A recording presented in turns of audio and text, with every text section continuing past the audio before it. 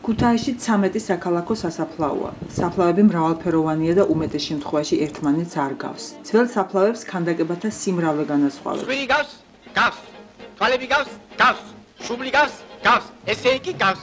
ახალ საფლავებში კი უპირატესობა არქიტექტურასა და ქვაზე მხატვრობას ენიჭება.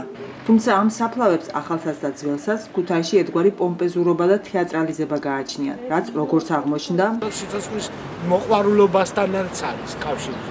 შეიძლება სიცოცხლის ამგვარი სიყვარულის გამოძახილია ისიც, რომ სასაფლაო აღდგომის დღესასწაულის აღნიშვნის მთავარ ადგილად იქცევა. თუმცა ამ ტრადიციაში სპეციალისტები ქრისტიანულზე მეტად წინაქრისტიანულ დამოკიდებულებებს ხედავენ. წარმართული მომენტი არის უფრო წარმართობის გამოძახილიც კი. აგულიერის თავის სასაფლაოზე მოწყობილი არაჩვეულებრივი გამოფენიდან თითქმის ნახევარი საუკუნის შემდეგ სასაფლაო ისევ რჩება ქართული ყოფის მთავარ მეტაფორად და დომინანტ სიმბოლოდ. ცოცხლები უფრო ნაკლებ მონაწილეობას იღებენ ჩვენ ცხოვრებაში, ვიდრე კრებში გულისხმობ, რა თქმა უნდა, იმ ავტორიტეტებს.